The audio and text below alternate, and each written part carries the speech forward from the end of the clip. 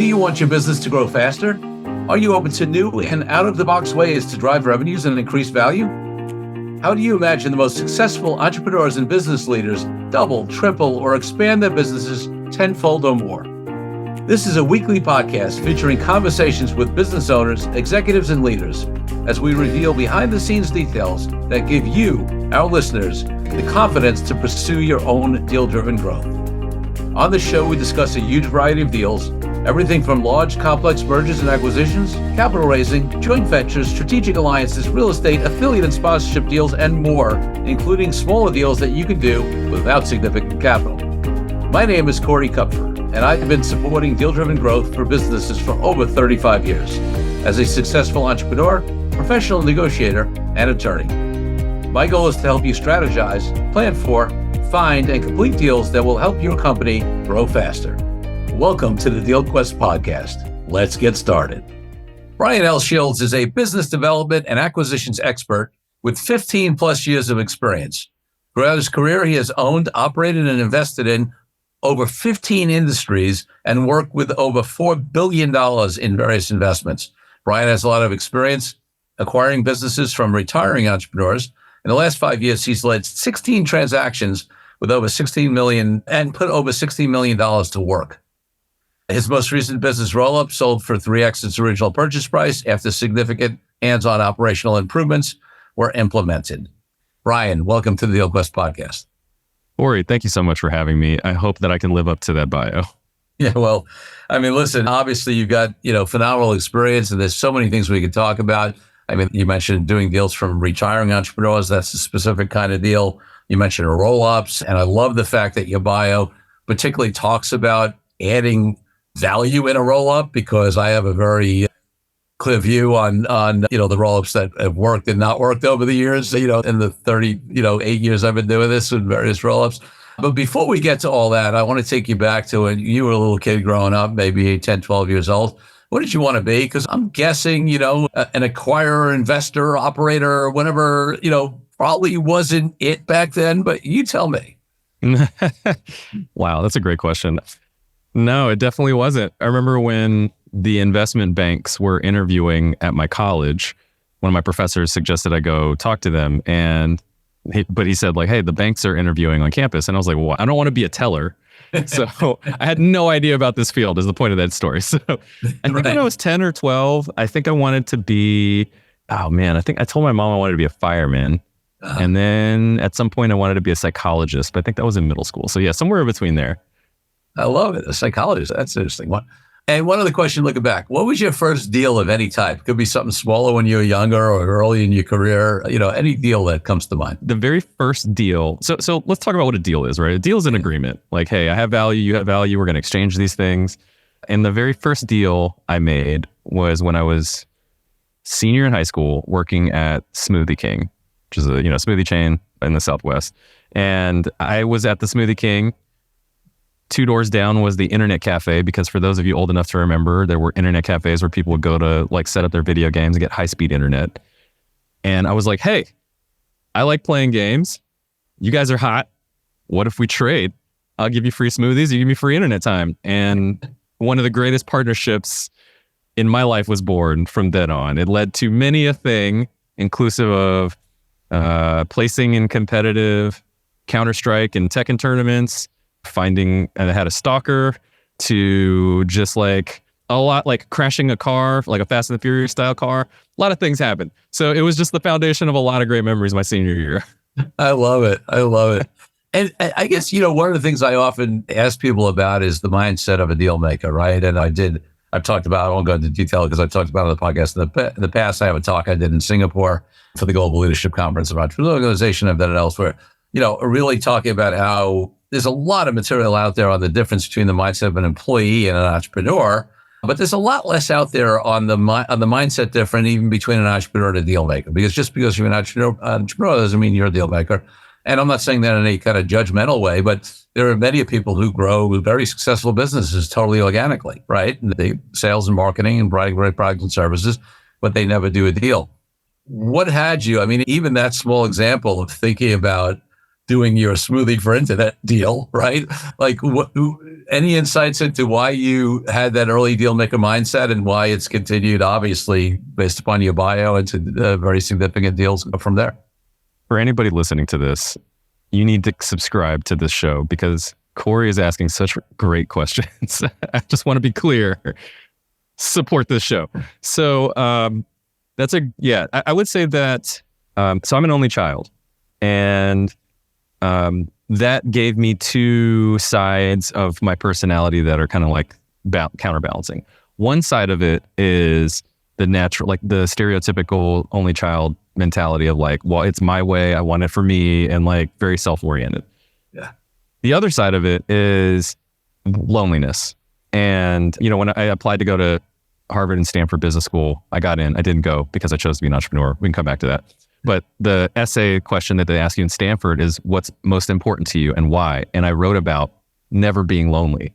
Mm-hmm. And so those two things combined in like this psychology thing kind of sprinkled in there and helped me start to practice and drew me towards like finding ways to get the things that I want, the things that I want to manifest in the world, but by creating agreements with people to see that like everybody's getting something that they feel good about, or at least they have a narrative of like why they've agreed to a thing that helps them sleep at night. And so like as I've looked throughout like my journey, I've just continued to do that, right? It's like, hey, I bring these people together and like get them to agree, and or I have a thing and I want to make a thing happen, and I go out there and I like find it, and then I can't just take it from the person. So I'm like, all right, let me figure out how to exchange value here with the person and come to an agreement such that, you know, we're both happy. And like that can get as sophisticated as you want. You know, I worked on Wall Street for a bunch of years and, you know, had, you know, hundreds of pages of legal documents that I've like put together and put billions of dollars to work. But at the end of the day, it's me and it's another person sitting across the table from each other, trying to find out what they actually want that I need, and then what I have that they need, and then just like switching those things so that we both get what we want. Yeah.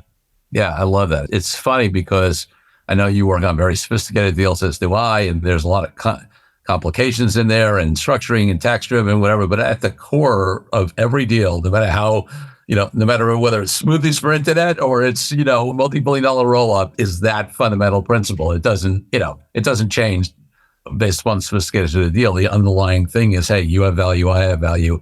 How do we exchange those things? And does it work for us to exchange those on, you know, on one term? So, yeah. I think that's right, man. And, you know, it's interesting. I find that, and you probably run into this too, in the world of deal making, people take themselves super seriously, right?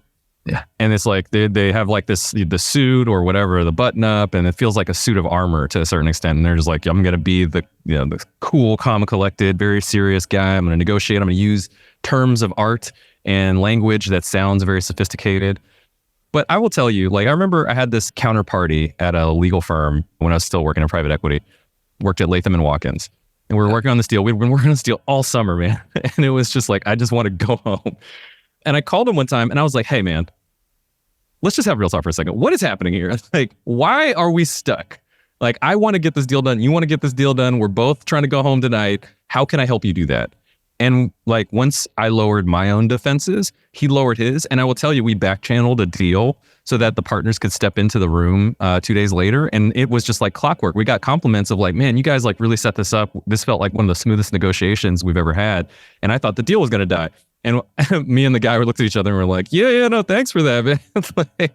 But it really comes down to a human approach and human connection. Like, you can sound cool and position cool and all that stuff. But at the end of the day, like, especially in the world we're operating in, like, I'm sitting across the table from someone who has poured their heart, their soul, and all their sweat and tears into a business, into a thing. In a lot of cases, spent more time with it than they've spent with their own kids. So yeah, I could come in and be like, hey man, like, you didn't run this well, you didn't do this well, whatever. Like, you know, I'm going to put in all these reps and warranties and I'm going to protect myself and like, you know, be the sharp elbowed negotiator. But that's A, not how you win a deal with people like that. And B, that's just not right. Like, that's just not how humans get things done. So I want to continue to get things done throughout my life. And I just really focus on that. I love it. So what I want to do is I want to jump to what you're doing now. So we bookend it, but then I want to go back and talk about the journey from your smoothie internet deal, you mentioned a few things. You mentioned turning down, Ivy League schools. You mentioned PE time, whatever. But let's give people an idea of, okay, where are you at now? And then I want to go back and talk about how you got there. So tell people a little bit more about. I mean, obviously, you bias as you do in all these deals, and whatever. What capacity. Tell us a little bit more about your current situation. Sure. Yeah. I mean, so as you mentioned in my bio, I had done a roll up and sold business a few years back. That afforded me some time to reflect and think about what I was going to do next. And one of the things that I've been called to do is consult with businesses that are in need of repositioning or turnaround. So I spend some of my time just working with CEOs that are burned out or that have businesses that have, struggling capital structures, or if they really want to turn it around to a place where they're not in the day to the day and can actually work on the business instead of in the business. So I help people with that. And that dovetails with what the other thing that I'm doing, which I'm a partner in a firm that acquires small businesses from retiring entrepreneurs and stewards them into the next generation of entrepreneurs. So we acquire businesses, we take control positions, we place talent that is from our network that has demonstrated to us that they have the experience and the value system that we believe will steward the business into the next generation. And we ensure that the sellers can play a role in that, right? We want to see those people who are now our elders, business-wise, pour back into us, into these new operators so that we all become better entrepreneurs and leaders through that relationship. So that's kind of what I do now is work with business owners to figure out how do I get this business in a place that makes sense? And then also buy those businesses, take them over and shepherd them into the future. Yeah. So one of the real problems I have when I have folks like you on is that I've got, 10 hours of content in a 45-minute show, right? There's so many places we can go. There's so much value you can bring. But let's talk a little bit about the retiring entrepreneur thing before we go back, because I want to hit just a couple of questions on what you're doing now, and then I want to go back. Because obviously, listen, one of the things I often talk to my clients about is, okay, if you're going to do a deal, let's say you're a company that's looking to do acquisitions, right? First of all, unlike most lawyers, my first question is why? Right? Not just okay, let's structure, let's go. Why? And it's why for two reasons. First of all, because frankly, I can't really do my job well unless I understand what you're really trying to achieve and what your why is, right? Otherwise I'm structuring in a vacuum. I don't know what. But also, frankly, because I've too many times, and I also the whole burnout experience you've had. We won't have a lot of time for, but I will definitely don't want to miss touching on it. I've seen so many entrepreneurs who think that this is the direction they want to go in, and they actually get there and achieve it, and then they're like, okay, why did I do this, right? So I want to make sure that they're doing it for the right reasons. But so my point is that whether you're on the acquisition side or the sell side, different motivators drive different objectives and different outcomes, which then, if you're smart, should lead to different models and structures and business deals, right? Because hopefully your model and structure follows the objectives that you want to achieve. So talk to me a little bit more specifically about, the retiring advisor, approach and, what are the specific things within those kind of deals? Because obviously that's a very different deal than buying somebody who's got a long, decades more in their career, wants to be an active partner forever and maybe wants an equity class for another exit. I mean, they're totally different deals. Yeah. So with the firm that we're building, which is called Handoff Partners, I neglected to mention that.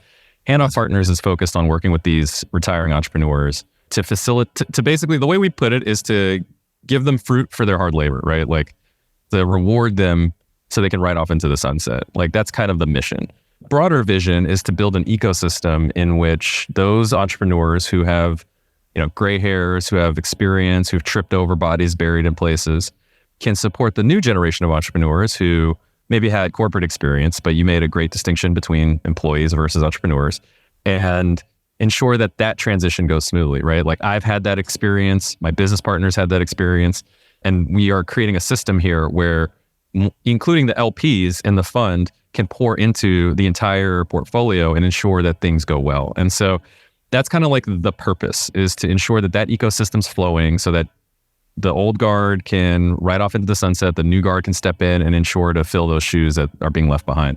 But that influences deal structures in a bunch of different ways, because whereas our priority with this is to own these businesses for the long term. So we want to be able to pick up distributions forever, make it a portfolio of mailbox money businesses. To do that, you need to do a couple of things right. You need to be able to pay a reasonable price, and that's reasonable for both sides of the table, and also have a capital structure that's flexible. So we do all equity deals. So if the business is a $2 million acquisition, we'll write you a check for $2 million. But we're also flexible, right? We don't have quote unquote institutional LPs, and we have some flexibility in our fund structure. So that allows us to, create contingencies if needed, whether that's an earnout or performance incentives or whatever. That allows us to have people roll over or co-invest. That allows us to restructure how a seller note might work.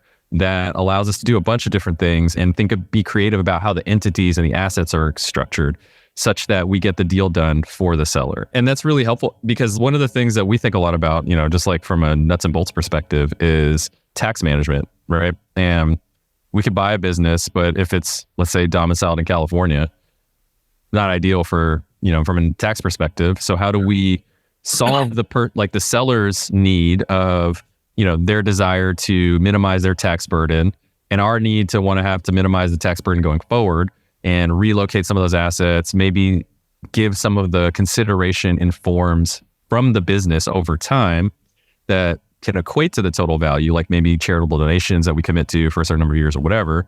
But that allows us a lot of creativity and flexibility in it. And that ultimately allows us to sit across the table from somebody and say, hey, this is what we think the business is worth, but what do you need? What's important to you?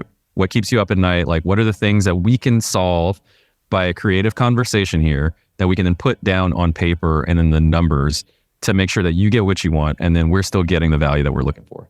Yeah. Love that. And it's interesting because especially, I think it comes in all deals, but certainly with retiring entrepreneurs, a lot of times the money is not the only thing that drives them. I'm not saying it's not a factor, right? Whatever. But, legacy, their employees being taken care of, whatever. Like, talk to me a little bit more about like those drivers that come up more in that situation that are not just about top dollar. Oh yeah. I'll answer that through an anecdote. We were talking to one business. This guy had started it 15 years ago. He's experienced a lot of family loss lately and kind of like checked himself out of the business, but wanted the business to endure. And one of my first questions to him, and I asked this to pretty much everybody we talked to, is why did you start this business? Like, what was it that you wanted to see and accomplish with this business? For some people, it's paying for their kids' college and, supporting their family. For other people, they're like, I want to have this big exit at some point, or at least that was my aspiration. And in a lot of cases, people have this mission that they're like to build a thing that will sustain themselves and their community, right? And they've had this family of people that they feel like they've recruited and that they're accountable to, right? And I definitely get it. I've been in charge. I've signed people's paychecks. Like, there is a responsibility you feel as the business owner to those people, and you want to protect them and take care of them. So a lot of things that come up might be like, I want to keep the name because the name is important to people, or let's protect these employees, right? Or I want to fund my retirement, and so I want this deal to fund my retirement. And those are three very different things, and they can be addressed in three very different ways.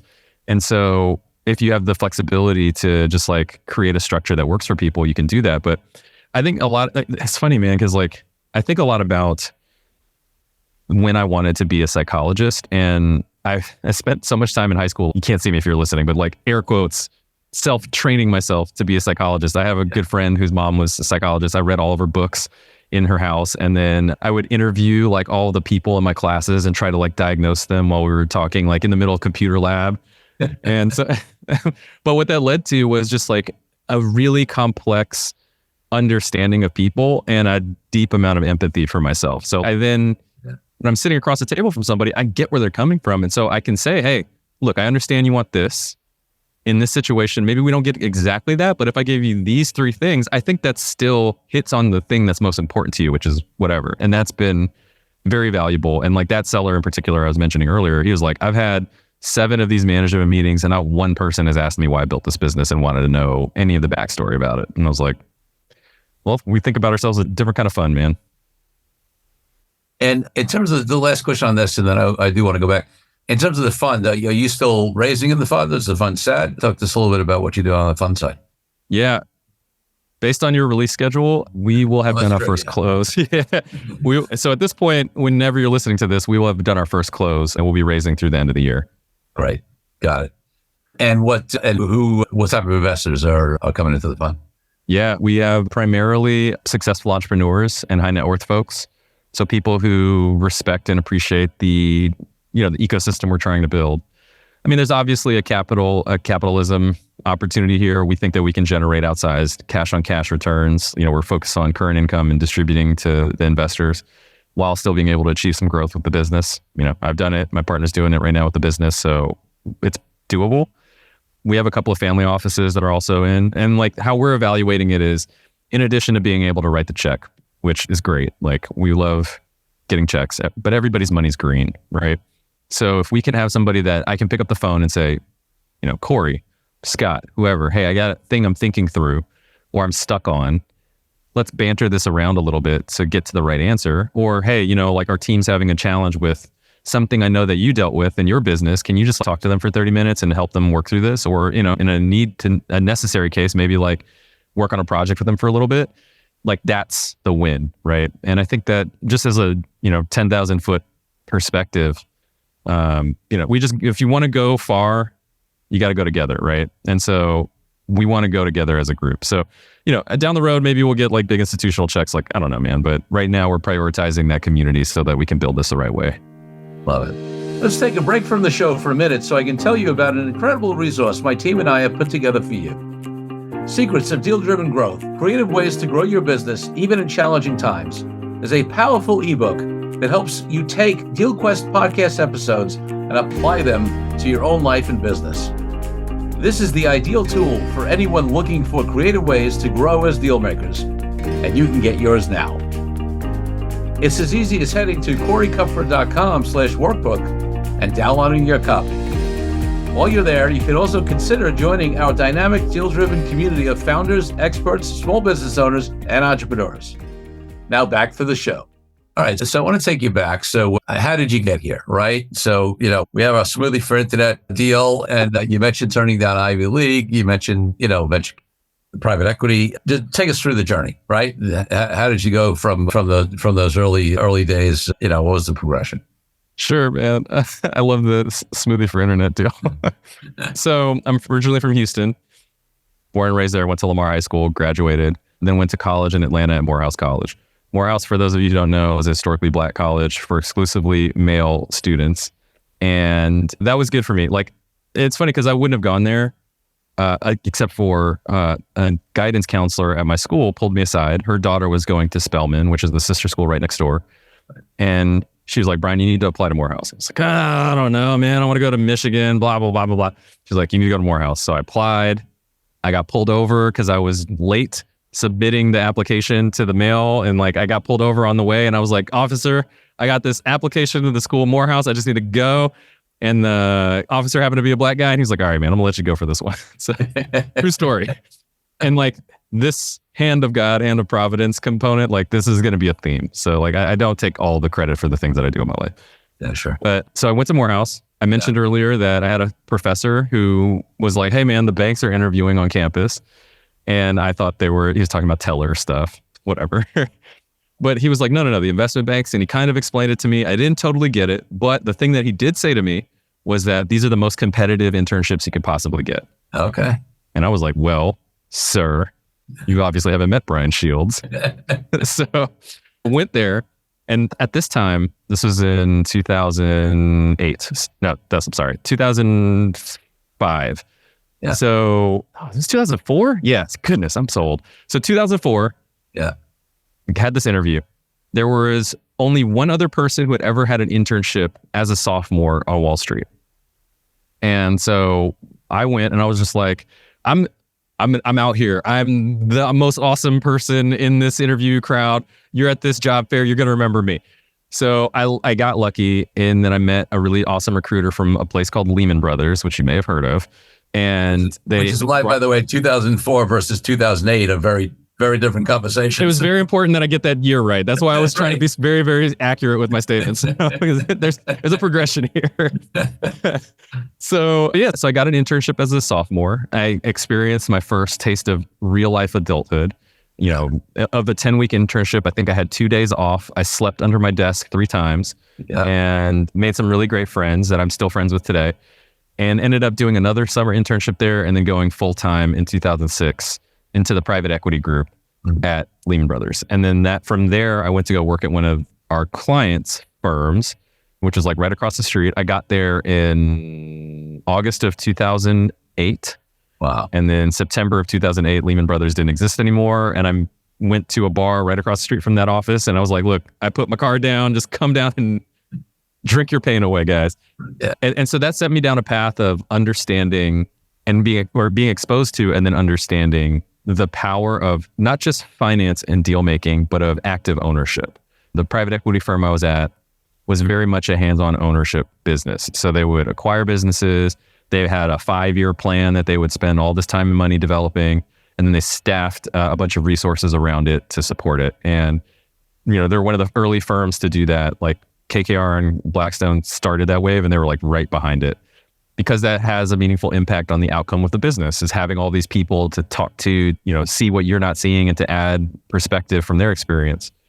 And so that taught me a lot, but I didn't get there by myself, right? Like I had a guidance counselor who got me to college. I had a professor at college who was like, go interview. And then, I had a recruiter that took pity on this ridiculous sophomore who was like out here throwing resumes at everybody and was like, all right, come work at Lehman Brothers. So I did that, and it was super dope. While I was there, I did a bunch of transactions, because from 2008 to 2010, there were like no deals done in private equity, and definitely not at our firm, except the ones I worked on, apparently. Wow. So of the whole firm, I was the only one that got deal experience during that time. And it was great. Like I learned a ton. We worked on hard deals. I mentioned one of them earlier. And a diversity of industry. I was working on third-party logistics businesses, payment processing businesses, diagnostic lab businesses. We looked at oil refinery businesses. We looked at a couple of other software businesses. And I just started to see the commonality between all the businesses that we really liked and that were high return generators. And, all the stuff that we know, recurring revenue, this, that, and the third.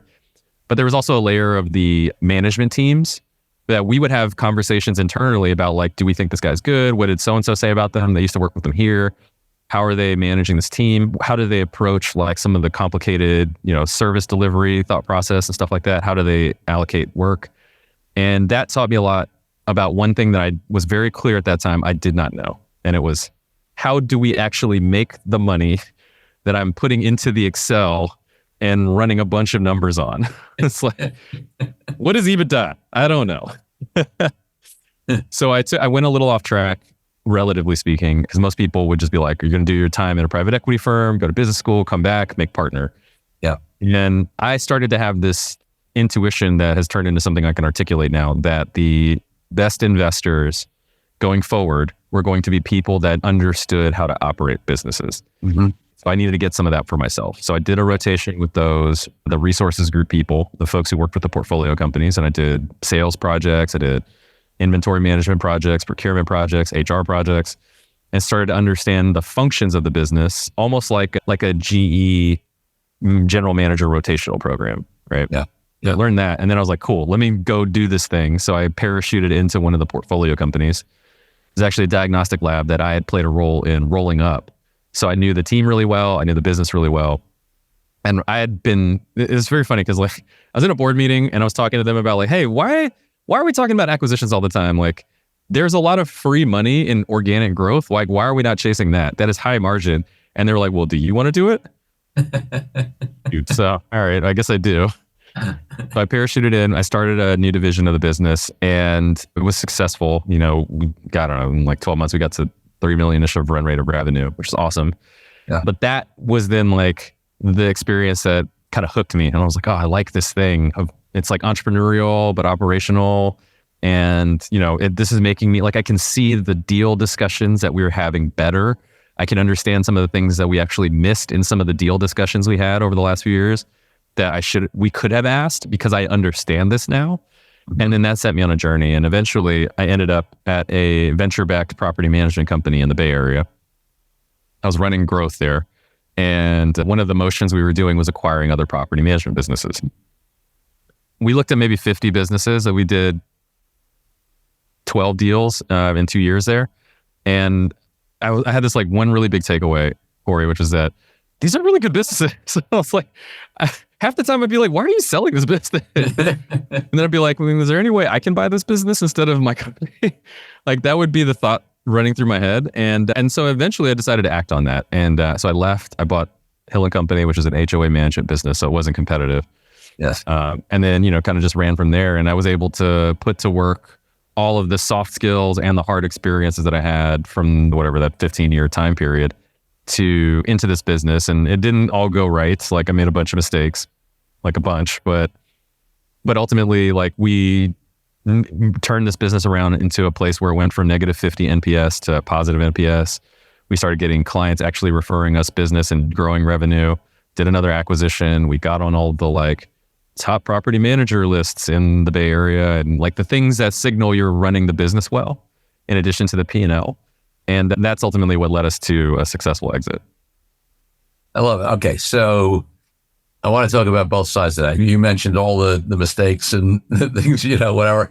And then you mentioned successful exit. Let's go to because I believe, and I think actually you and I in our pre-call, like this specifically came up where we both said, you learn way more from the mistakes, right, than you do from the successes. So, all right. So, and also there is no successful entrepreneur and certainly successful deal maker who hasn't, like if you're not willing to make mistakes, right, you're not really in the game.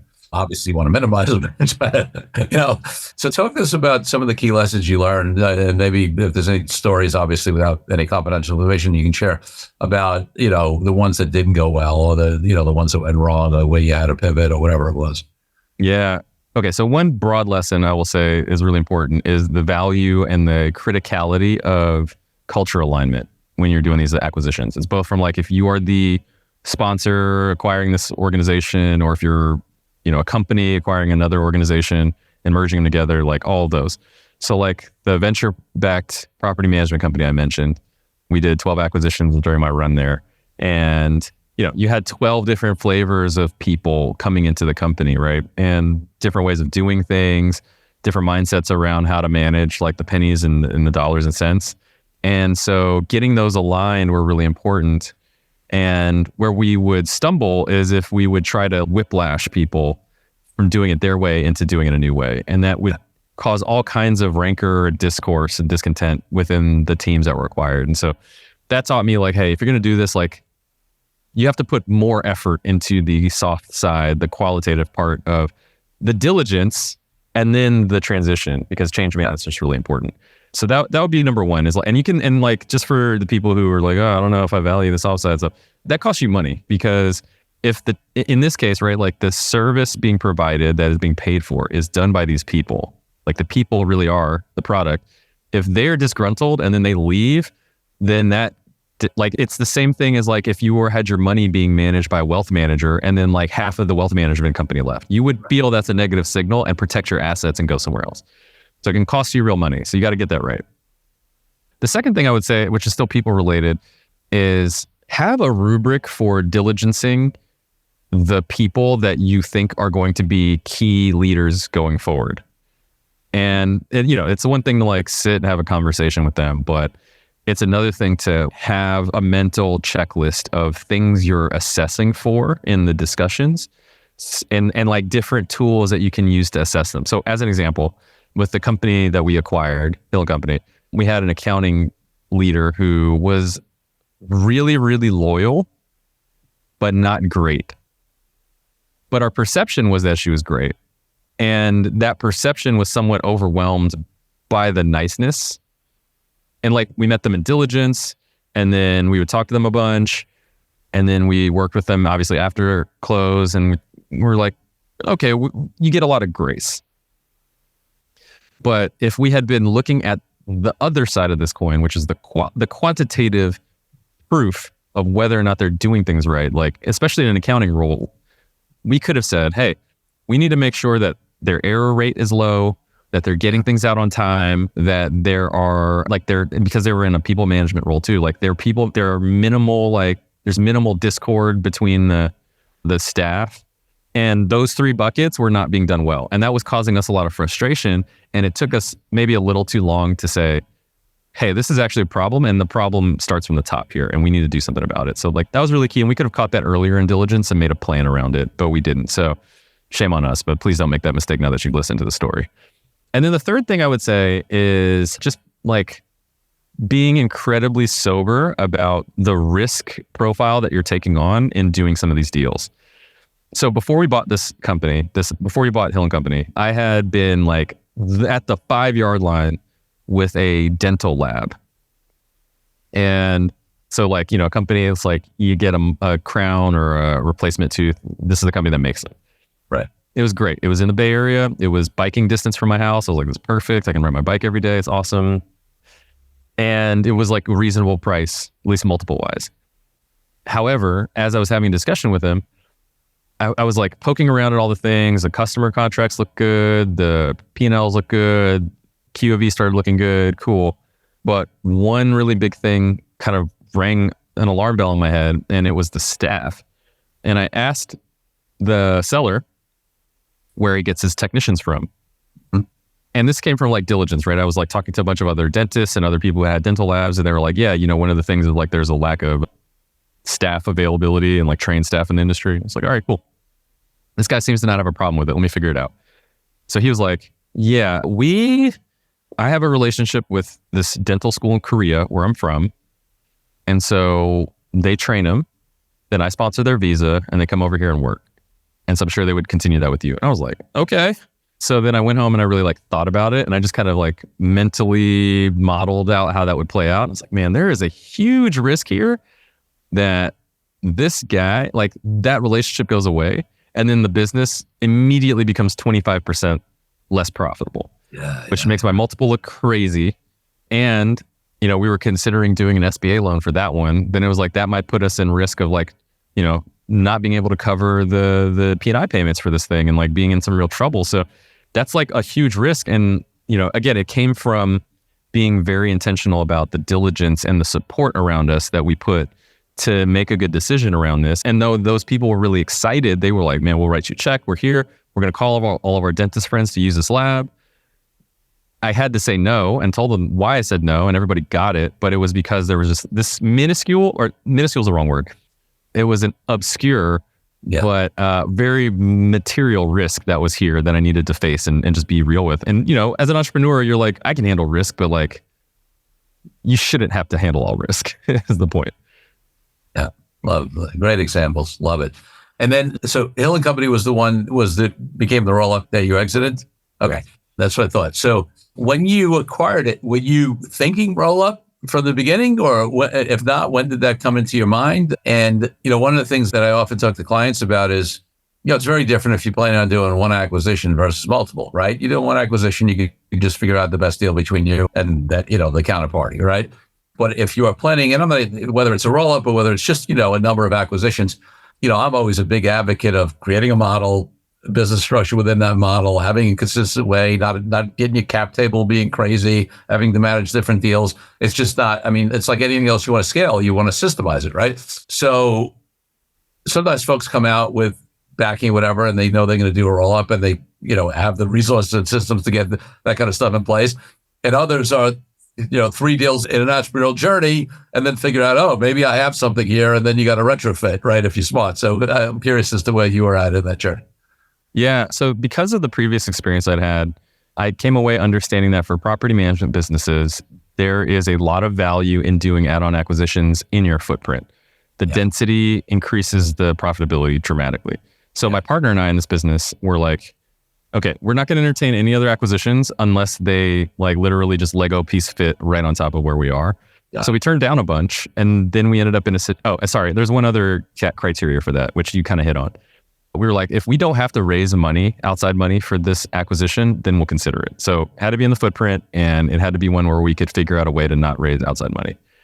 And so because we had run the business well over that first year, we were then able to recapitalize the business with a new line of debt and acquire the second business. So we actually didn't come out of pocket for any more equity. And it was literally like right on top of our footprint. Like I could not, like if you looked at the map, it's like wherever we were kind of thin, they were thick and vice versa. And it just went right on top. Wow. So that was like, we went in with a plan and like had thought about it. Yeah. But we weren't like running hard after it. Like priority one was make sure we're running a good business, teams straight, we have all the infrastructure in place that as we grow, we're ready to grow. And then, opportunity presented itself. And I'll just say one other thing on that too, like that specific opportunity presented itself because the seller of the first business was able to vouch for us to another seller who then called us and was like, so-and-so said that you guys are cool, so I'll talk to you. Love it. Love it. And listen, there's so much, like I said, there's so much else I want to cover. But I do want to say, I sort of, just because I alluded it up front, and I want to close the loop just for listeners who there's not a threat out there.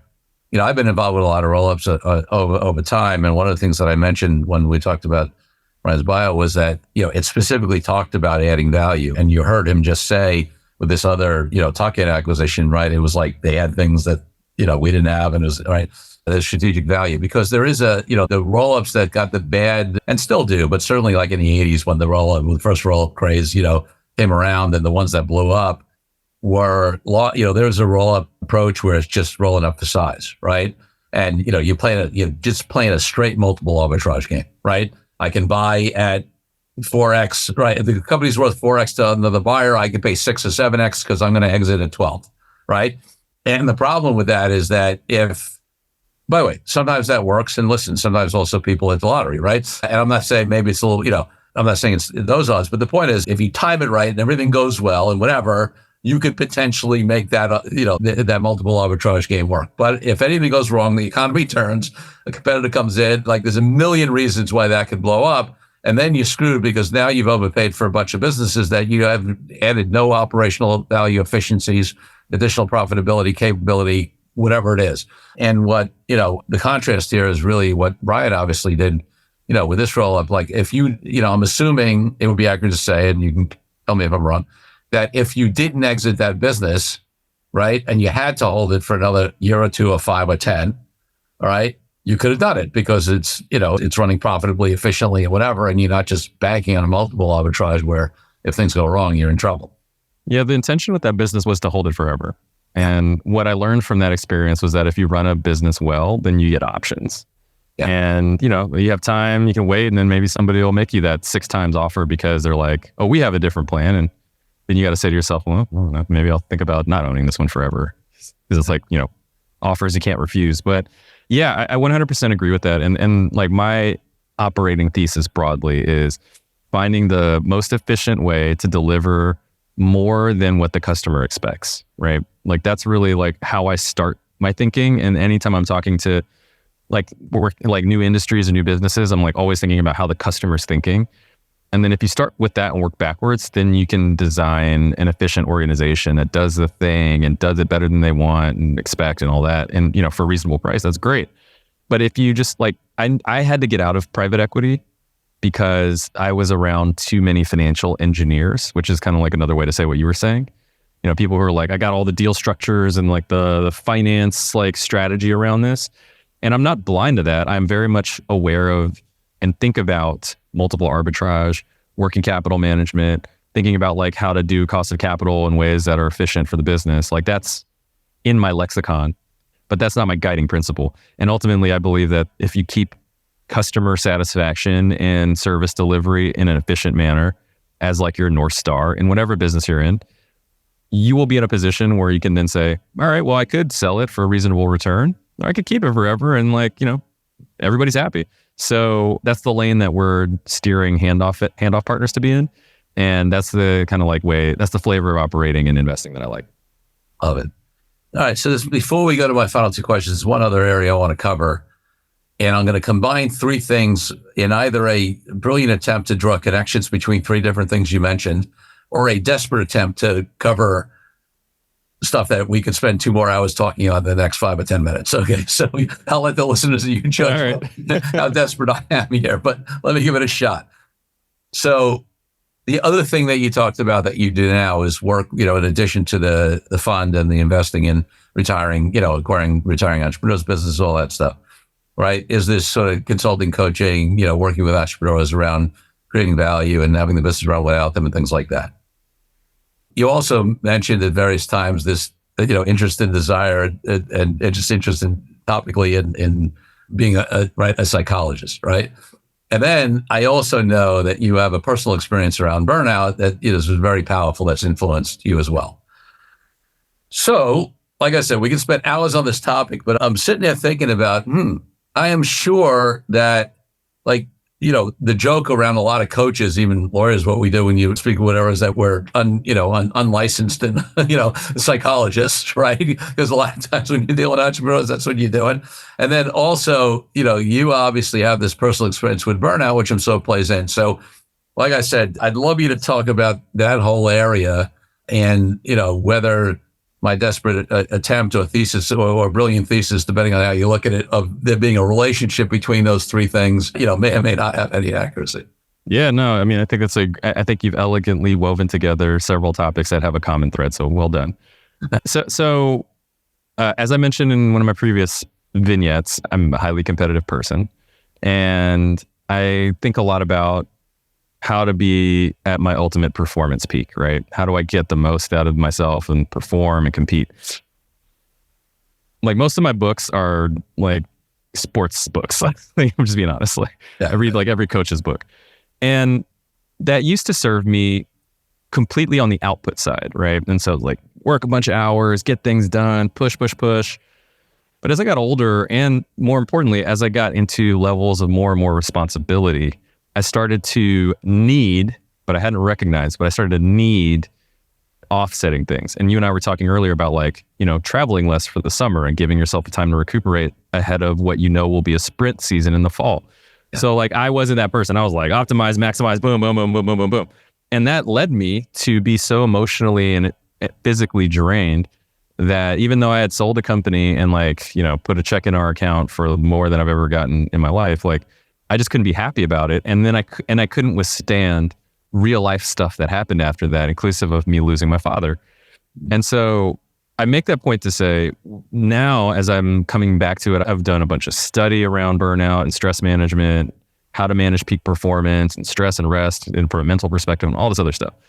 What I find is that I held a lot of unhealthy, unproductive beliefs and perspectives about work, about output, that I find a lot of other entrepreneurs share.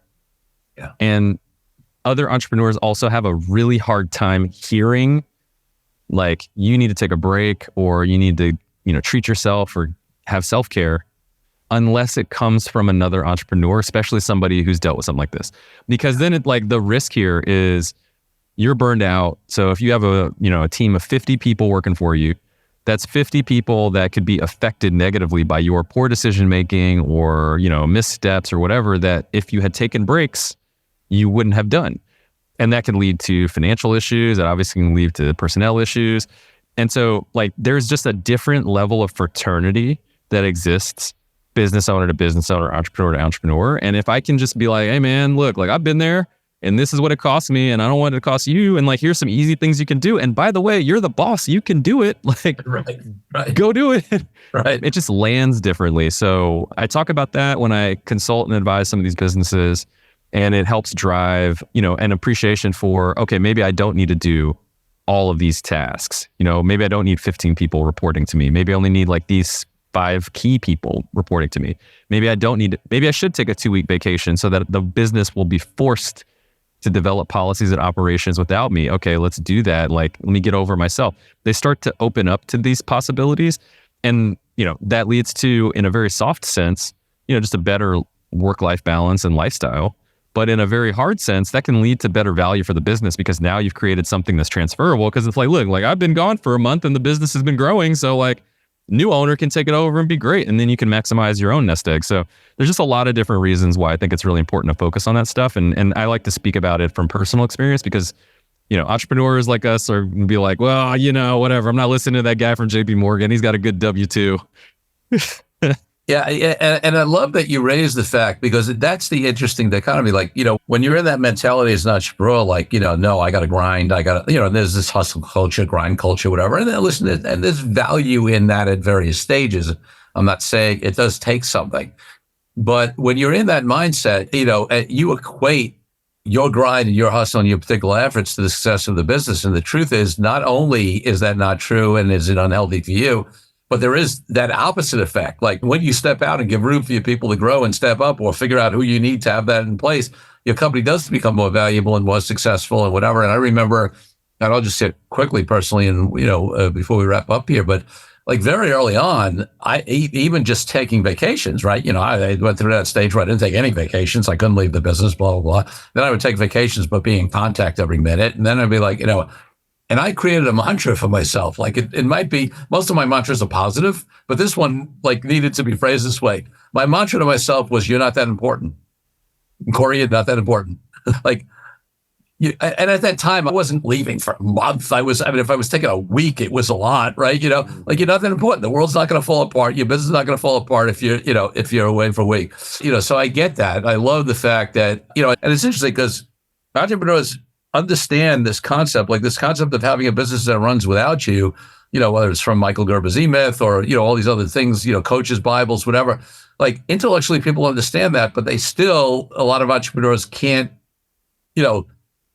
have that apply to their own, situations. It's phenomenal that you're working with, with folks on that. And the truth is that we all, the last thing I'll share is we had an event I remember many years ago at Entrepreneurs Organization. They called it the Night of the Living Dead. And it was really entrepreneurs sharing their worst, darkest, toughest personal situations. And it was facilitated in a way where it really opened up the space.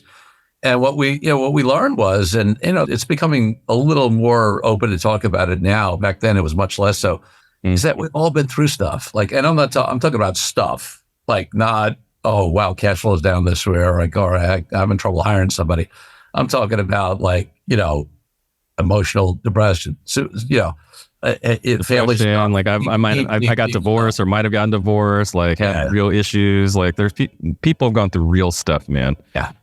Yeah. So I love that you're working with entrepreneurs and bringing that in, and the tie-in to actually, like, there's actually an alignment between taking care of yourself and self-care and business success. They're not actually at odds with each other. Absolutely. Absolutely right. Absolutely right. All right. Well, like I said, we could talk forever, but final two questions. Where can people find out more about all the things you're involved in, whether it's, this kind of coaching consultant services or the fund, or, or maybe they're interested in selling the company, whatever it is. Yeah, I'm always active on LinkedIn. So find me there. It's Brian Lee Shields. And then on my website, brianleeshields.com. And most of my stuff will be around there. Awesome. And then my final question on the podcast is always about my highest value, my highest ideal in life, which is freedom.